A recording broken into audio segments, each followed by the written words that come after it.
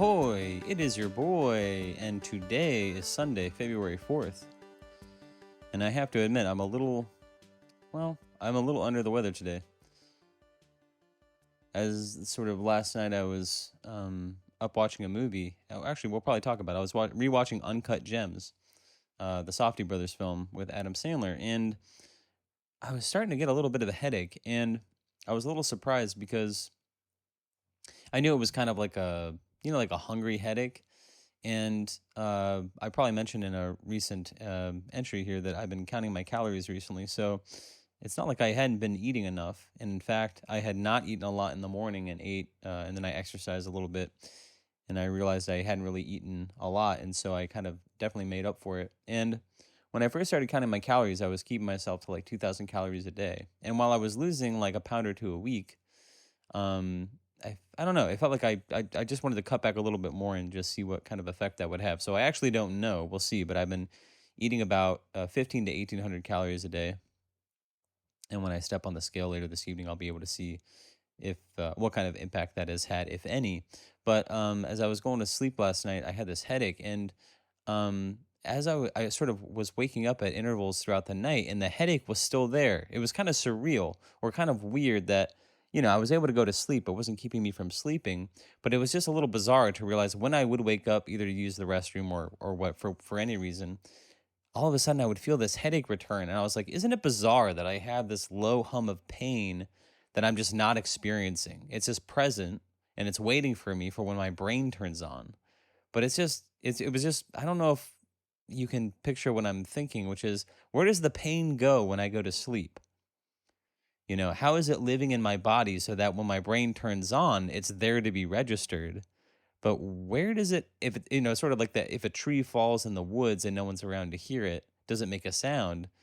It's like, is there just pain present in my body, even though the sort of brain computer is not on to receive it?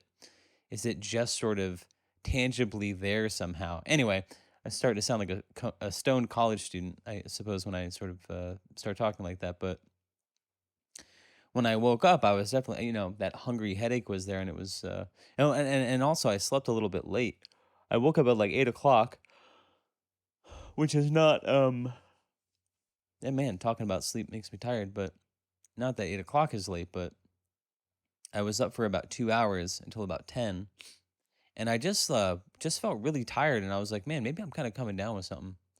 So I closed my eyes for a little bit. I just sort of laid on my sofa, and I ended up sleeping for like an hour and a half, which was, just very bizarre.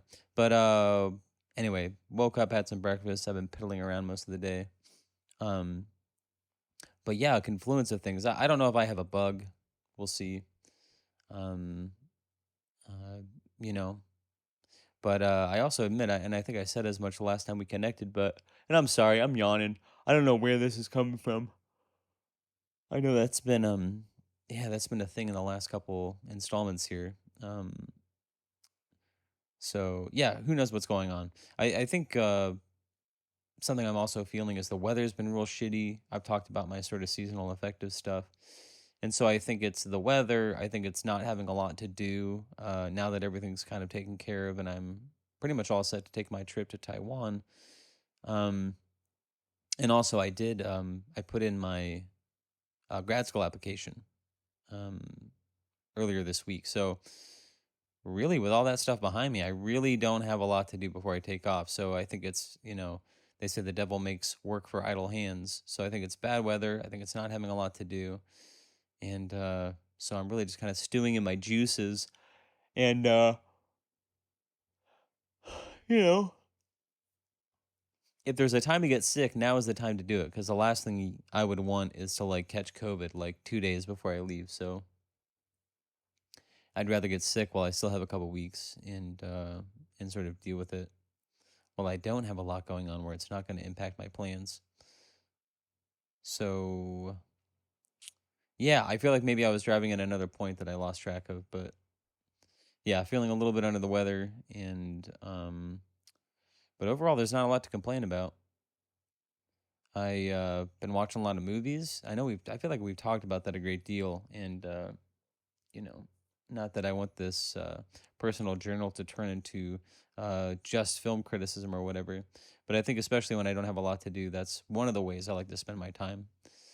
I watched this show on Amazon Paramount Plus. I had to sort of get the 7-day free trial and make sure I canceled, but it just afforded me the opportunity to watch this show. But it's called The Curse. And I mentioned Uncut Gems, which is directed by the Safdie Brothers. But the only reason I was rewatching that film was because I had watched this show, The Curse, which was co-created and written by Nathan Fielder, I think is how you say his name. But he is the main person in that show. I think it was Comedy Central, called Nathan for You. And I had seen like an episode of it and thought it was really smart and really intelligent and pretty funny. So I don't know why I didn't follow up with it, except for I don't know, it's a cable television show and I don't have cable, and maybe there was just you know, yeah, I don't know. Although I saw it and thought it was very good, I just never really followed up with it. Oh, I'm sorry. I'm sorry. I'm yawning at you. But yeah, I had heard this kind of show kind of floating around in the background, or I had known of it rather, and I was especially intrigued because one of the Safdie brothers was involved. And Ben Safdie, I think it's Josh and Ben Safdie are the brothers, but although Josh and Ben have done all the the films together, which are Good Time and Uncut Gems, and I have to believe they probably have a new movie coming out here pretty soon. Ben Safdie is the one who has kind of been more public facing, meaning he sort of is the co-star of the first film, Good Time with Robert Pattinson, and he also had an appearance in Oppenheimer. And the fact that he's kind of branched out and done this show with Nathan Fielder called The Curse suggests to me that almost like the Coen brothers, I think Joel Coen is the one who kind of has branched out and done more stuff, even done Macbeth, their own film. But yeah, it's just kind of interesting to see the work that they do. And The Curse is very cool because it is kind of cut from the same cloth as the movies Good Time and Uncut Gems, which is, although I don't know if Uncut Gems was shot on film. I know Good Time was shot on film, but they both are shot with this like really high kind of granular, I don't know if it's ISO or how they accomplish it, but there's just a very distinct look to the movies. And the score that they use is, I'm sure they have the sort of same collaborator, but it's a very synth heavy uh, kind of film. And although we've kind of been in an era for the last decade that's kind of been, romanticizing the 80s, with shows like Stranger Things and all that sort of stuff. So we've had a lot of kind of, I don't even want to say a tourist stuff, but it's this kind of hyper stylized sort of 80s tribute, film grain, VHS, romanticization, and a lot of like synth music and that sort of stuff.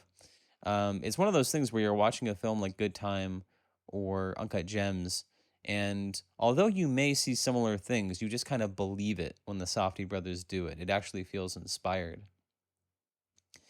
And The Curse is one of these shows where it's I absolutely recommend it, but it's a bit like Uncut Gems, which is, I remember when that movie came out and it was on my radar and I was interested. And I think my brother had seen it and I asked him what he thought of it. And he said it was good, but it was probably the most uncomfortable movie that he's ever watched. It's sort of hard to describe unless you've seen that movie. But when you do watch it, you just realize, and this is it's purposefully done this way, but everybody just yells and screams and talks over each other the entire time. And so clearly in the direction and in the writing and in the capture and in the editing, there must have just been this like creative choice that every moment of dialogue, for the most part, is going to be embedded in the kind of chaotic, manic energy of everything that's going on in this guy's life. And so it's just, you watch it and every single moment is like cringe and hard to watch. So it's like Uncut Gems, the premise is, Adam Sandler plays this, I guess you call him a jeweler in New York City. And he's also a gambling addict and he's just kind of a degenerate person. and he just keeps digging himself into a deeper and deeper hole. And we've seen movies like this in the past where there's like an addicted gambler who, the entire film is sort of the drama of the movie sort of rests on watching this person just dig themselves into a deeper and deeper hole. And every time they have an opportunity to correct things, you're just dismayed to watch them make exactly the wrong choice and continue to risk it all until they either come out a winner or disaster strikes or whatever, or whatever happens in these types of movies. For some reason, I'm thinking of a movie that I don't think a lot of people saw. I've sort of been crucifying, or at least in a recent installment here, I was talking about Philip Seymour Hoffman's particularly bad turn in The Master. But you don't need to convince me that he's a great actor. I just think that's a exception. That's an exceptional film in his output, and that I think he's, yeah. There's something. There's a disturbance in the force of his acting in that movie, in an otherwise very very good career. That's why I make note of it. But he did a movie too that I don't think a lot of people have seen, which is called Owning Mahoney, which is a true story about a Canadian banker who basically created fake accounts and like took out loans and these fake names and would fly to, I think, Atlantic City, and yeah, just win and lose tons of money, end up racking up millions in debt in these fake accounts, and of course like the FBI comes out for him. But it's one of those movies where the tension just keeps ratcheting up and up, and you just see this person on a collision course. And it's one of these things where it's like, I feel this way when I look at people like Trump or other politicians or even actors, which is they seem to live in impossible circumstances of pressure. And you just think, how can anybody live that way? You know? Like, I'm the type of person where it's like, I feel very accountable to other people, and what other people think about me means a great deal. And that sounds all well and good, but what that actually means is that even in my private moments, I'm constantly like observing myself and letting the amount that I care about the amount I care about what other people think about me determine a lot of my actions. And if I ever get the sense that like I could be in trouble or I could be doing something that sort of brings judgment of other people, it is a huge deterrent in my life. And maybe that's a good thing. But what I'm saying is you see people like Trump who just kind of like live their whole life is just kind of this fabrication, this sort of sleight of hand. And when it comes to life and it comes to light and they're on trial for their life and basically their entire reputation is at stake, they just don't seem to care. They're able to kind of operate um not only fight for themselves, but sort of dig their heels in even deeper. And it's just like there's a component to that that I just don't understand. You know, it's like um, yeah, I don't know. For me, the idea that I have some sort of skeleton in my closet would just be like undoing for me. It's like you have people who like cheat on their partners or carry on these affairs, and it's just like, for me, we all, I don't know, I've never cheated on a partner in the past, but it's like that would just be like, I just don't know how I would operate while that was happening in my life. I would just be so racked with guilt and so scared of somebody finding out that, yeah, I wouldn't be able to function, and so it's like when I watch these movies like Uncut Gems or Owning Mahoney, and you have this person who's just like a degenerate gambler, and everybody in their life, every single person they come into contact with is just thinking, what the fuck is wrong with this guy? This guy is just hell bent on a course of self destruction. It's just, it's obviously very compelling filmmaking, but it's just, cringe is not even the word for it. It's just deeply unsettling. And so you watch a movie like Uncut Gems, and if you're just looking for a flight of fancy, a good entertaining flick, it's not for you. It's literally an assault on the senses. I mean, visually, it's cut in such a way that things are just sort of stepping on top of each other.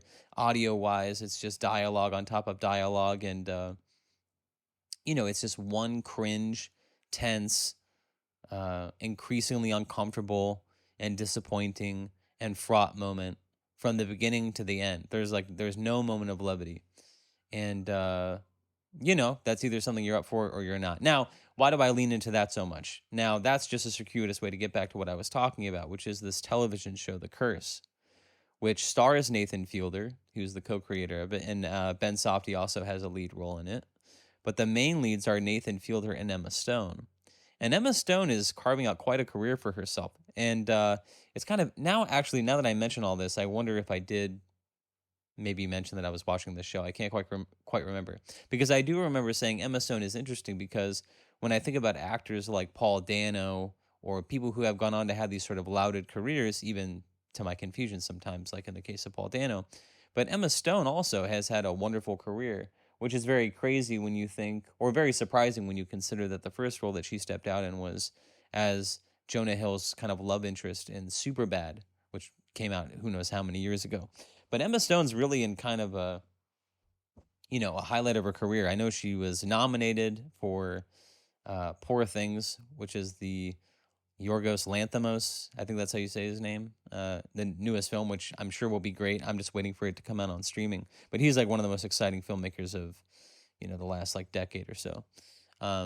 His movie, The Favorite, is one of my favorite movies of recent memory. So, but Emma Stone's doing really well, and she co-stars in this. So it's Nathan Fielder and Emma Stone, and they play this couple who is developing a show for HGTV, and Benny Safdie is the director of that show, and he's a sort of longtime friend of Nathan Fielder's character. And he's kind of a scumbag kind of guy. He's like the perfect producer and director for reality TV, which is he has no qualms about staging scenes and making these sort of calculated choices to pit these reality, his ostensibly his friends, but these stars of this reality TV show in situations where, they look bad, or pitting them against each other so that there's drama on camera. And that's this, some of the tension in the show comes from that. But the real tension is, it's like Uncut Gems, in which it's just cringe after cringe. But unlike Uncut Gems, where you have this character, Adam Sandler's character, who's just completely let themselves go to depravity and sort of reckless self-destruction, it's interesting that when you watch The Curse, there's the same amount of cringe and uncomfortableness, uncomfortable whatever, in every moment of the show. But it rests on two characters who are entirely invested in what I'm talking about, which is how people think about them. They're entirely invested in being seen as like these white saviors of this sort of underprivileged community, and everything they say and do is this kind of virtue signally. We want to give back to the community, but they're vapid. They really have no moral compass. They're these kind of empty, sycophantic isn't the word, but their entire identity is sort of predicated on other people thinking that they're good people, and it just puts them in these situations where they have no shame, and they just embarrass themselves. And it's like watching all of the kind of social pressure that we all feel, and whether it's the sort of social identity or woke politics or whatever that's going on in the zeitgeist, sort of distilled it down to two individuals, and just watching two people trying to navigate that, and trying to navigate their self-interest versus how they're being perceived by the community. And it's kind of interesting because I actually read a quote from Christopher Nolan. When I finished watching the show, I was just kind of looking online, getting more information about it, trying to see how other people received it, because I was really blown away by it. And I read this quote from Christopher Nolan, who was saying that it was great, and he made a statement that I semi-agreed with, but I kind of disagreed with, where he said the thing that's incredible about it is that it really has no precedence in television history. It's like what's the word? Sui generis, is that the word? Like, it's just unto itself. There's really nothing like it, and it seems kind of it kind of comes out of nowhere. And there is that feeling to it, which is when you really think about the dynamics of it and how it's shot, which is also this really high ISO. Like, in a world of like 4K and hyper HD, it is a little jarring to see this show that like it's just very grainy, and it almost looks digital. although it almost looks like it was shot on film too. But it just it uses like these kind of like sort of antiquated, maybe even anachronistic is the word. These kind of these sort of distant zooming shots, and and yeah, and you just really haven't seen anything like it. It feels like something completely different. But the show that I kept thinking about actually was Twin Peaks, and not because there's anything kind of thematically related. I mean, Twin Peaks is kind of, it's this sort of murder mystery. But even The Curse, which is, just about a couple who's developing this reality show for HGTV, it's shot like a horror film. And it has that kind of pot boiler slash, Blue Velvet is another David Lynch project that's coming to mind. But it's shot like a mystery, almost like a crime thriller type of thing. And maybe some of that is due to, there is an ominous quality to the characters in the television show. But the reason I really thought of Twin Peaks, and I'm not going to tell you why exactly, but I think there's like 10 episodes in The Curse.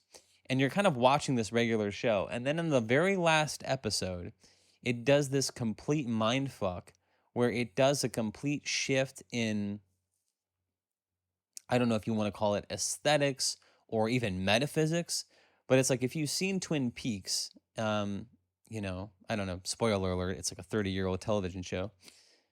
But you're watching the show, and then all of a sudden, the very last episode of Twin Peaks is this insanely bizarre, totally Lynchian ending that becomes like supernatural. And all of a sudden, there's a guy who's like talking backwards and all that sort of weird shit. And you look at it now and you think, I cannot believe that this aired on television when it did. I mean, I think that show was in the like late 80s or something like that.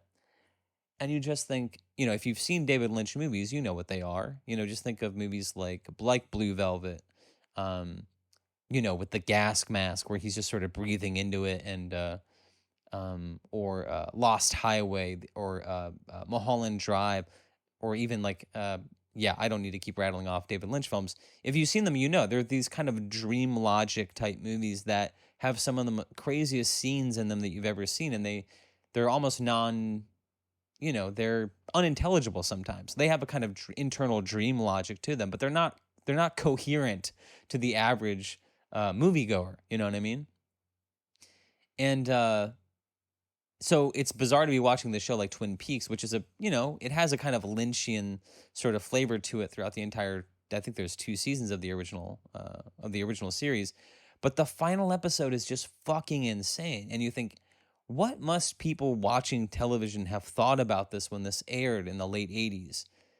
Most people had never seen anything like it. And what did they think of the conclusion of this? They're invested in trying to find out who killed this woman. What do they think of this crazy ending to this television show? And I'm not saying that, no television show in history is going to be able to have that kind of impact because we're just living in an entirely different world.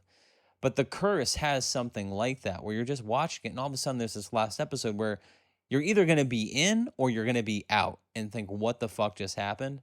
But it just has this twist. And I thought, how cool is it that somebody's still willing to make television like this, where they do a show and not what I will say for it is it's one of the only, I mean, probably since Twin Peaks, I'm hard pressed to think of another one, but it's the only piece of like truly auteurist television that I can think of. And it's just very cool that one that I think I guess it was I think Showtime what do you say, produced the show or something like that. It was produced for Showtime, but it's very cool that there was a network somewhere that was willing to kind of go in on this television show. And I would be very surprised if they thought that a lot of people would be watching it. It really feels like a passion project, and it feels inspired, and it just covers a lot of ground in 10 episodes, and it makes, it's just one of these things that if you watch it, I can't say that you're going to love it, but I will say that it will have an impact on you. And I guarantee you, like Twin Peaks, it's something that you're just never going to forget. It's going to be an experience, and you'll just go through the rest of your life, and maybe a couple times a year, you'll just think about it and kind of chew over it and think, God, what the fuck was that show about?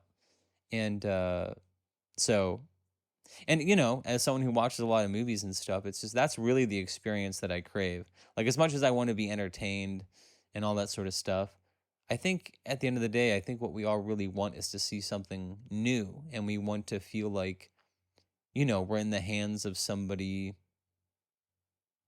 Like, it's actually kind of interesting now that I'm thinking through this, which is like, the curse, the show itself is focused on these people who are just entirely invested in going all in and bringing to light this television show that is just a piece of crap. It's just a carbon copy, home developing reality show for TV. And in a way, that's like that's one of the tragedies that they're experiencing, which is they're kind of going all in on creating something that even they know is kind of a piece of shit. And so it's kind of interesting that that is the subject of a show itself, which is actually trying to do something completely different, which is make a television show for, a station like Showtime that is completely original. And yeah, so it has a kind of meta commentary layer to it now that I think about it, which is, one of the creative points of the film is, uh, you could almost say that one of the themes of the show is like creative courage and creative integrity in that way. And really, the things that kind of undoes the characters in the end is that they're not. Oh man, this is deep. Yeah, they're really not willing to be themselves. Nathan Fielder's character is probably one of the most tragic characters that I can think of in like television history. I don't want to spoil too much, but there's this insane kind of jarring conceit, which is that he has a small penis. And they establish this by showing it to you, which is insane when it happens. But it's like, I can't think of another television show that not only discusses this, but foregrounds this element that one of the major sort of psychological hangups of this character is that they have a micro penis. And I just thought, oh, that's so interesting and so inspired. But that premise radiates through every aspect of his character. He's completely beholden to Emma Stone's character, does everything that she says, is all in on making her happy and completely subjugating himself to what other people want him to be. And he has just no, guts or identity of his own. And just a very tragic character. And yeah. So I don't know. I'll continue to think about that show. And I that's if I had one recommendation for you, it would be to watch that. That's the one takeaway. But after watching that show, I did go back and watch Good Time, which is the first film that the Safdie brothers made, and I had seen it once or twice before, but I'm pretty sure I hadn't seen it until after I saw Uncut Gems, and I think actually I didn't even know that it was the same filmmakers. I believe what happened is I saw Uncut Gems in theaters with my last partner, and I think probably within a couple weeks or something, I was just looking for something to watch on Netflix, and I watched Good Time, and I was watching it, and I was just blown away by it. And I don't think it was until after the movie ended that I was looking up information online that I realized it was the same filmmakers, but it made perfect sense. But I think the thing that I found pleasing about that is, um, this is going to sound like I'm taking a left turn, but I'm halfway on my desktop in another window. I'm halfway through rewatching Train to Busan, which is an incredible Korean horror movie that I saw about the time it came out, probably when it first came to streaming. I think it came out, Jesus, man, that movie could have come out in like 2016 or 17. So it came out quite a while ago, and I've seen it a few times. It's actually one of the only movies that I saw one day, and I was so, well, first of all, it may be the only horror movie that I've cried at. I admit I shed a couple tears at the ending of that movie. But I remember the next day telling my girlfriend, I was like, I watched this horror movie that, and she hated horror movies. But I was like, I really want you to watch it. If we can start watching it, if you don't like it, we can turn it off. But I watched it one day, and then the next day I watched it with her, and I admit I got a little choked up at the ending again. But when I watched that movie, I think like this is I think it's an incredible movie. I think it's shot incredibly well. I think the story is brilliant. And I think the thing that it does especially well is it's insane. We live in a time where there's just no shortage of like zombie horror films. And, there's been, and actually they're both Korean now that I think about it. But two examples that come to mind are Kingdom, which was a sort of short, maybe 6-8 episode series on Netflix, and Train to Busan, both Korean, are actually great examples of things that it should be awful. You should know all the beats that it's going to hit, and yet it does do a great job of creating like really compelling, really gripping kind of zombie horror movie. But Train to Busan is one of those. But as I was sort of starting to watch it again today, I sort of clicked over and wanted to see what else the filmmaker had done. And I admit I didn't do really um, any deep dive on it. So I don't know, who know, for all I know, they have made other great films. But the thing that stood out to me that was surprising is that since making Train to Busan, the director has done both an animated prequel and a semi sequel, which is not really a continuation of the story of Train to Busan, but apparently exists in the same universe. Now, I haven't seen either of these, but the fact that I haven't seen them, the fact that they haven't come to light suggests to me that they may not be that great. We'll see. Maybe after watching Train to Busan, I'll dig those up and see if I can find those. But what I'm trying to say is Train to Busan, then, in hindsight, seems like a bit of an anomaly, meaning, you know, maybe everybody has one good film in them or something like that. But it's very telling to me, you know, having seen Good Time, having seen Uncut Gems, and having seen The Curse, that the Safdie brothers are the real fucking deal. Meaning, I saw Uncut Gems and was like, wow, that was a completely unique, very compelling, very interesting film. And, you know, what felt like happenstance, I saw Good Time a couple weeks later, and I was like, wow, this is an incredible movie. I mean, I remember from the get-go just watching that film and not knowing that Benny Safdie, who plays the handicapped brother in Good Time, was the filmmaker. I thought they had actually gotten like a handicapped person to play that role. But just from the beginning of that movie being like, wow, this actor is so compelling. And Robert Pattinson's character, who's this complete sociopath, just portrayed so well. And the dynamic between them is so good. And it also did this thing that I loved, which is I think like the credits don't roll in that movie until like 20 minutes into the movie, which I just thought was so. I remember seeing that for the first time and just thinking it was so brilliant. And then the closing credits of that movie are also just very, very touching. And I remember just thinking like, wow, this is exactly the type of movie going experience I crave. And then turning to Google and realizing it was the same filmmakers, that's when you realize, oh shit, we have a real talent has arrived on the scene.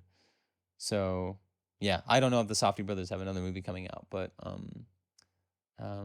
yeah, when I think about filmmakers, those are the people I'm probably the most excited about. And I know we've talked a lot of lately about like Quentin Tarantino and Christopher Nolan, and in a way, those movies are bigger. And you know, one it's just by virtue of time. I mean, I've literally lived my life alongside Quentin Tarantino, and in some ways Christopher Nolan too, I suppose. Even though those movies are bigger, there's something about the Safdie brothers too, which feels a little bit closer to my heart. And I think it's because they do this thing, which it's no surprise that they're very influential on an entire generation of filmmakers, because there's something about their aesthetic, like when you see the kind of grainy, high ISO something where, you know, if you had told people, oh, this was shot on an iPhone, they might believe you.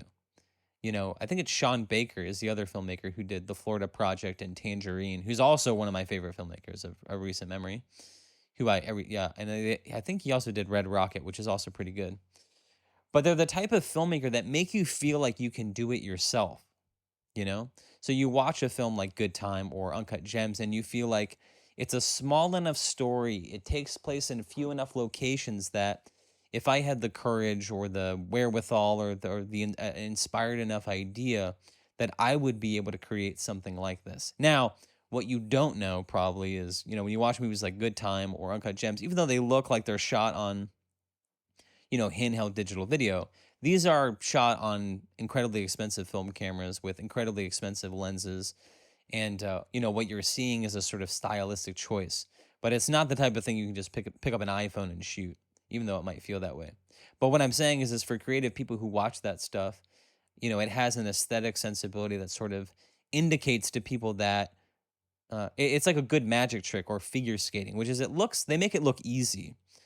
You know, and that's not like you can't watch Dunkirk, Christopher Nolan, which I did rewatch recently. Which you know I've been talking a lot about Christopher Nolan, and I've been trying to think like although movies like The Prestige are like very psychologically penetrating for me, and I think Inception is one of the best blockbuster movies ever made, and Tenet has one of the most brilliant premises of any movie I've ever seen, although it has a couple of its own flaws. And Interstellar, despite a lot of its problems, has one of the most cathartic moments in movie history that I can think of. Um, where was I going with this? I was talking about Christopher. Oh, Dunkirk. This is where I was going. I rewatched Dunkirk recently, and I thought, you know, this may be the greatest war movie ever made. And we spent some time in a recent installment here talking about All Quiet on the Western Front. But Dunkirk may be the greatest war movie ever made. But nobody watching that movie thinks, oh, I could do that. It's abundantly clear that it takes huge production value and an artist at the top of their craft to pull off something like that. But there is something about the Safdie brothers where I guarantee you there's an entire generation of filmmakers who feel like, oh, that's who I should be, or that's who I should have been. And yeah. And yet, I think the point I'm really trying to drive home is, it's not just the planets aligning or someone making one good film. It's just interesting to watch something like Uncut Gems and think, oh wow, this is a serious film, and then just happen to watch Good Time and also think, oh, these guys are doing it over and over again, and then lo and behold, The Curse comes out, and you realize, god damn, this is these guys are really setting themselves up to have a career that makes them one of the greats, and so yeah, I don't know what to say. I'm eager to see what they continue to do.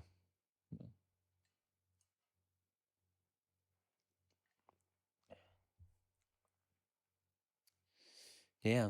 Otherwise, I think the only thing that's really been at the front of my mind is thinking about how I'm going to continue doing this while I'm in Taiwan. And I think I have the solution. I sort of mentioned that I had stumbled on this YouTube channel of this. The channel is called Small Brained American. And if that sounds familiar to you, I was sort of taught my brother sort of mentioned hearing me talk about that and said, oh yeah, that guy's being pushed out to a lot of people, which was kind of my sense because his most recent videos had tons of views and I really enjoyed them. I had since gone back and sort of watched a lot of his older videos, which don't have as many views. And so I realized, the algorithm on some level was kind of, this guy was having his big break or something like that. But he does these really cool, just handheld GoPro style videos where he's just sort of going about his travels. And he's traveled all over the world. And it's this very kind of non-assuming, non-ostentatious kind of vlogging style. And I thought, I have no interest in being like a YouTuber in that sense, but I just thought as a creative kind of documentation type of thing, this is something I could do. And so I thought, well, yeah, maybe I can look into buying like an action or a GoPro, or I don't know what this vlogger does, but it looks like he might be using something like a GoPro. But I was like, I could some kind of handheld camera. I was like, oh, that's something that I could do. Of course, I have to overcome my self-consciousness because I know it's very easy for me to sit here and say, oh, well, yeah, I'm just going to buy a GoPro and I'm going to vlog as I walk around the streets of Taipei. It's another thing entirely to actually do it. And, do you really want to be that guy walking around the streets or into restaurants and like filming yourself?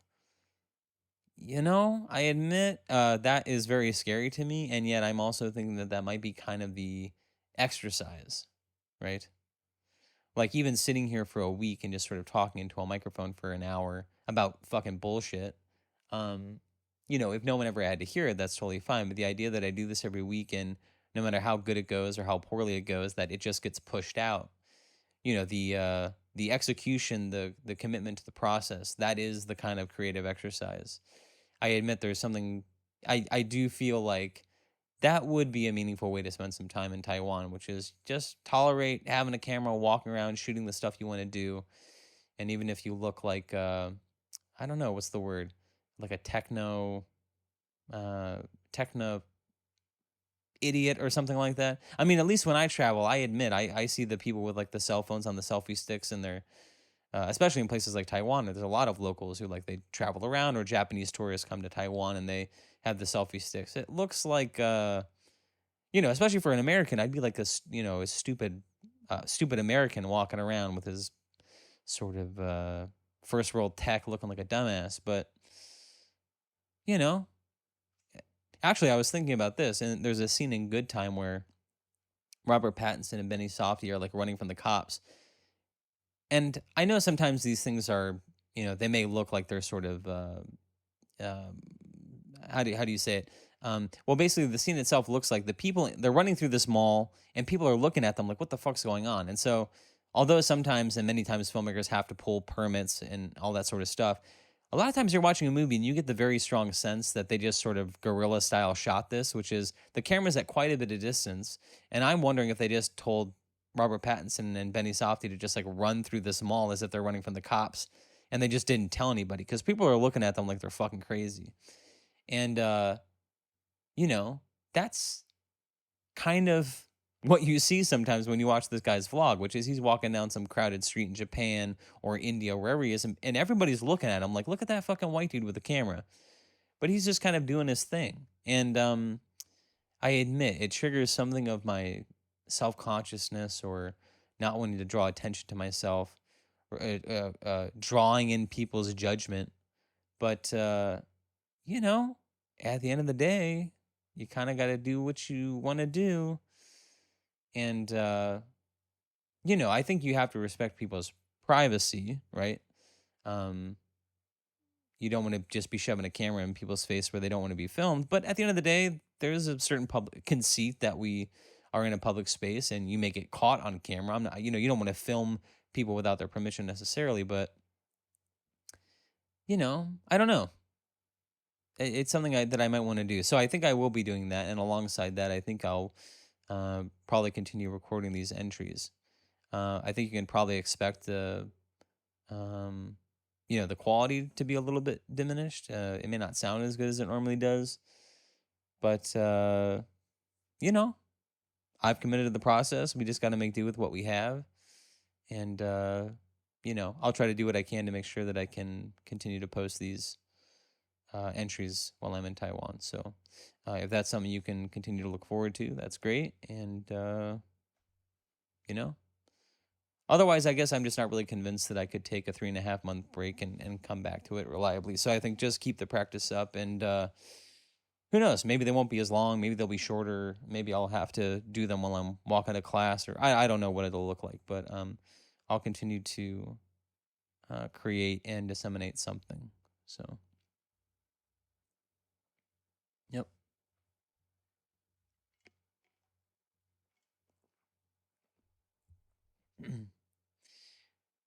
Yeah, I mean, outside of that, there's really nothing else.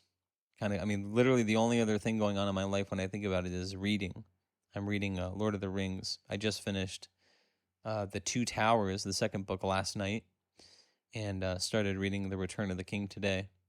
And I have to admit, it's just okay. I was actually telling my neighbor, you know, the weather's been super shitty. And again, I'm sorry if I'm a broken record. I don't, all the days bleed into each other, so I have no idea when this actually happened. And maybe I talked about this in the last entry. But I've been getting a lot of FaceTime with my neighbor. We've had some, the weather's been shitty enough. This has been rain and wind, and I'm sort of in my place the other day, and my neighbor texts me and says, "Hey, I just want to give you a heads up. I'll be using a saw in the backyard to take down these trees that fell." And I was like, "What the fuck are you talking about?" And I literally sort of step outside my door and I see that these two trees have fallen right outside my window. I mean, really right outside the window that I'm facing. And I always kind of keep um the shades drawn just because there's other houses in I don't want them looking into my place, and you know, maybe it goes back to my self-consciousness or whatever. But I said, "When did this happen?" And he's like, "Oh, like 2 or 3 days ago." And I thought, well, that shows you how out of touch I am. There's literally two trees that have sort of fallen right outside my window I didn't even know about. But I've been helping him kind of saw them down and sort of break the wood up. And yesterday he asked me to help him move some. He has these sort of planting beds, and he was moving them around or whatever. So, but we were talking about what? What were we talking about? Oh, I think we're just sort of, as we're sort of doing this kind of remedial labor, we're just sort of small talking, like, what are you watching? What are you reading? That sort of shit. And I was just saying, it's kind of a hard move with something like Lord of the Rings, sorry. Which is, it's always hard to read a book where the movies have already been made and they're also very famous and you've seen all of them. It can be disappointing sometimes to read a book and really you're just kind of picturing the movie. And actually, a good sign of a good book that's been turned into a movie is even though you've seen the movie and you read it, it's written in such a way, or the story is significantly different enough that actually you find most of the time you're still kind of creating your own world in your mind of the action that's taking place. And actually, it's kind of surprising because I feel like unless I just haven't, I mean, I haven't seen those movies in a long time, but unless I'm forgetting a lot, I feel like there's an awful lot in Lord of the Rings that is just not in the movies at all, which seems insane for like 3 movies that are like 4 hours each. I think the extended versions of all of them are like 4 hours. It's like, it just seems a little bit wild that how could these books have so much that's not in the movies, but it seems like there's an awful lot. But at the same time, there's plenty, especially in the first book. Most of the first book is in the movies. I feel like a lot of Two Towers, I feel like there was a lot of shit that was just not in the movies. But, I'm just kind of picturing Ian McKellen and Elijah Woods and like, all the scenes, from the movie or whatever. Actually, the only other book that I've seen the movie a million times, and yet the book is something completely different, is The Exorcist. There's a couple moments where you're reading and you go, oh, oh yeah, that's like that scene in the movie. But the book is also significantly its own thing and also very terrifying.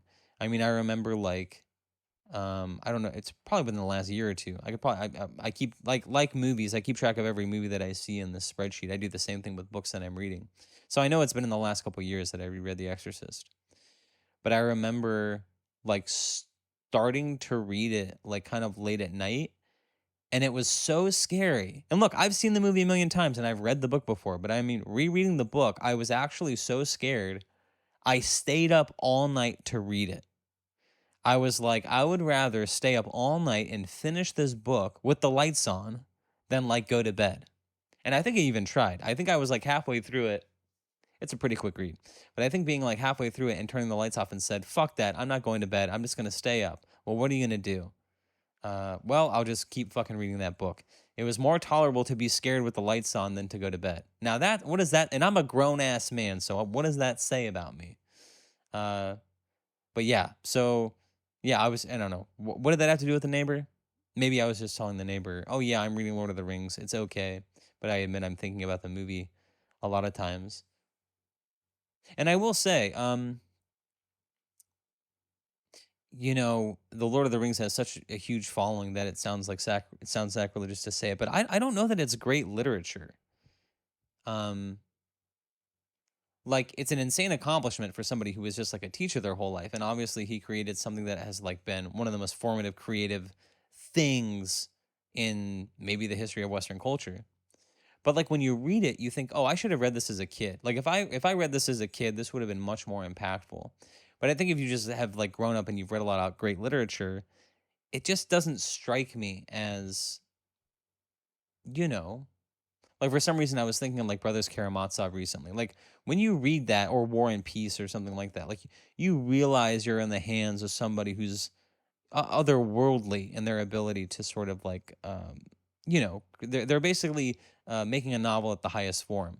There is something inescapably derivative about Lord of the Rings, which is clearly the author is drawing on. I think he was a professor of like Anglo-Saxon languages or literature at some prestigious college in England somewhere. But clearly, this person's drawing on everything they've come into contact with, and so there does seem to be this kind of like derivative quality to it. But I think I also suggested as much at the end of another entry, which maybe we didn't have time to get into. And yet, even though I'm in the presence of it and I know this is the best novel that I've ever read, it's still exactly the type of creative thing that I would want to make. So I was sort of thinking about this in terms of the Safdie Brothers, which is when I watched, whether it's Good Time or Uncut Gems or even the show The Curse, and I realize there's more creative contributors to The Curse than the films, but like when I watched the Safdie Brothers work, I find it it's kind of beyond reproach. It may not be your thing, but it is. When I'm watching it, I go, there's really nothing to complain about. It's well written, it's incredibly well acted, it's beautifully shot, the music is great, it's a completely unique and original story. It's just kind of beyond reproach. And yet I was simultaneously thinking yesterday as I was rewatching these, which is, what will history have to say about these movies?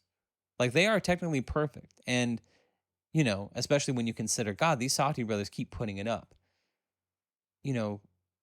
There's no doubt that, they are the real fucking deal. And yet you think it's very, we really live in a time where it's going to be impossible for somebody like the Safdie brothers to make the kind of culture shaping impact that's going to cement their place in history. Like it's insane to think that even a band like Led Zeppelin is kind of fading into obscurity, or maybe even the Rolling Stones, the Rolling Stones more so. I don't get me wrong. I think new generations will always discover this stuff, but it's like Like, for example, I watched a movie, and I know we talked about it, and I'm forgetting the name because I need to summon it. It's with Andy Griffith and A Face in the Crowd. I think I talked about this movie. It's an old black and white film, and it's very, very good. And it's about this guy who's like a country singer, but he happens to be in prison, and this woman from a radio station who's just like looking for stories, kind of like some older version of This American Life or whatever. Is just trying to get stories and we'll play them on the radio. And she stumbles on this Andy Griffith's character, who's this kind of drunken ne'er do well who's been locked up for being drunk in public or whatever. And he happens to sing this song for her, and it does gangbusters on the radio. So they seek him out, and basically it's this like rags to riches story. But Andy Griffith is this complete degenerate, like it's basically like a prototypical like Trump type character where he holds his entire audience in contempt. He totally realizes that he can manipulate people and all sorts of stuff, and he sort of rises to the top of fame. And ultimately, he has this sort of downfall or whatever, or whatever. But when you watch that movie, you think this is incredibly written, incredibly well acted. It's timeless, and this should be a classic film. And maybe for some people it is, but I think most people are probably never going to hear about or watch this movie. But it's insane to, and in a way, that's what the movie is talking about. Like, this guy has this huge rise to fame, and he's, you know, young women love him, and he just has all the power in the world, and then it just disappears overnight. And it's interesting that the movie itself is kind of an example of that, which is, wow, this is a great film. It was probably written by somebody who was, a superstar in Hollywood, and Andy Griffith went on to have huge celebrity. And meanwhile, you could be listening to this and thinking, who the fuck are those people, right? And also, things are, especially films, are intrinsically dated and sort of obsolete by virtue of how they're captured. A Face in the Crowd is an old black and white movie, and most people are just not going to, it doesn't endure for that reason alone. I mean, you think about someone like Steven Spielberg, or Martin Scorsese, one of the greatest filmmakers of all time. Is the next generation of people looking at Steven Spielberg or Martin Scorsese, as like need to watch filmmakers? I'm not entirely convinced. Or someone like Francis Ford Coppola. It's like it doesn't matter really what you accomplish, you'll fade into obscurity. And I have to believe, even though I'm sort of sitting here and I see the Safdie Brothers as like the subject of my creative envy at the moment, time will sort of wash that away. And why did I bring that up? Oh, this of course I go back to film and stuff to really talk about literature, but it's interesting that you have these perfect filmmakers who sort of disappear. And who knows, time will tell. But The Lord of the Rings endures. Now you read it and it's not perfect, but the thing is it is a world unto itself. It's a greater accomplishment, It's a better accomplishment than the perfect film or the perfect novel. It's actually something deeper. It forgoes perfection in terms of like novelistic perfection to create an entire world. I mean, most of the time you're reading Lord of the Rings, you have no idea what's going on because the characters are literally talking about shit that doesn't happen in the book. They're referencing history and people and events that happen outside the plot.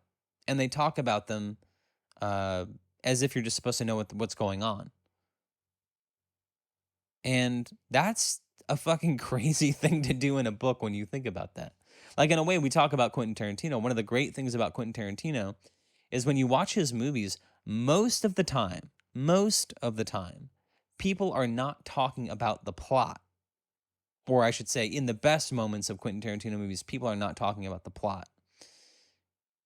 One of the best scenes in Quentin Tarantino's output, one of the best scenes in film history, is when John Travolta and Samuel L. Jackson's character in the beginning are going to do the first hit.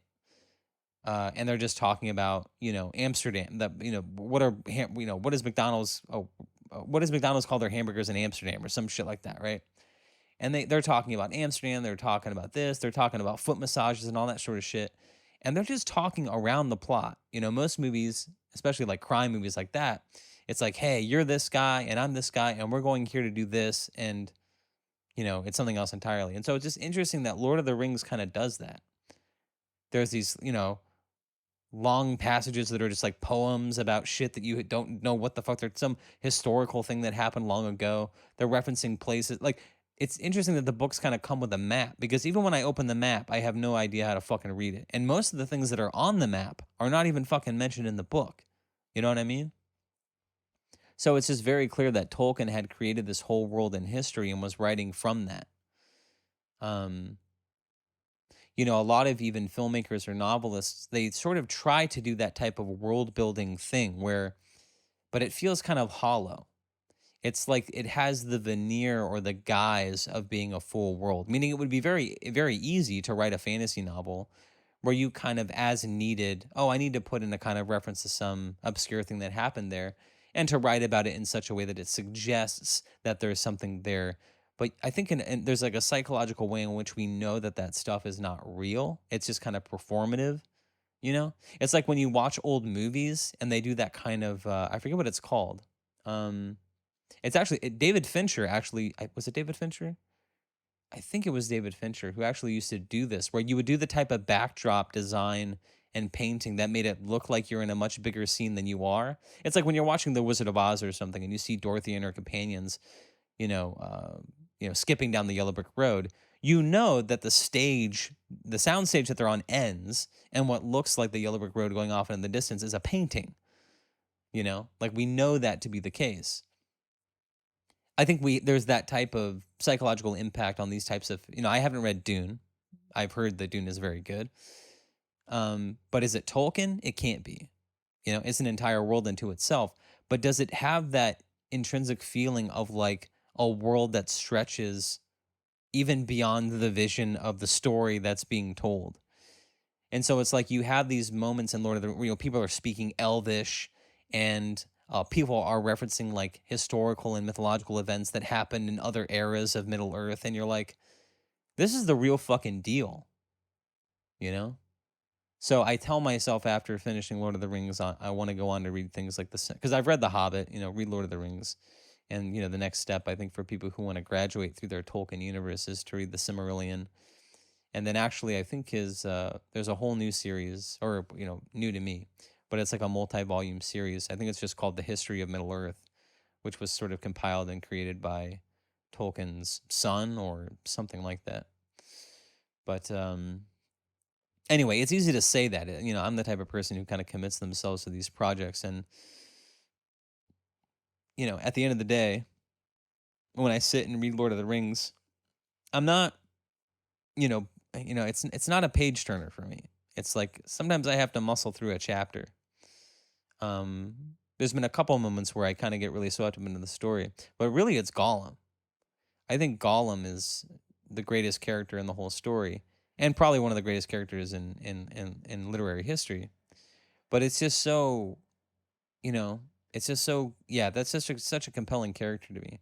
Maybe I talked about this actually in another entry, but Gollum is because my brother was very much into Lord of the Rings growing up, and I sort of understood even before seeing the movies, like the sort of gravity of Gollum's character just from my brother describing it to me.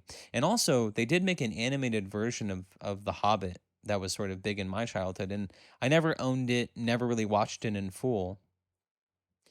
But I do remember catching it on television one time and seeing the scene where Bilbo Baggins has the encounter with Gollum. And that just like seared into my brain.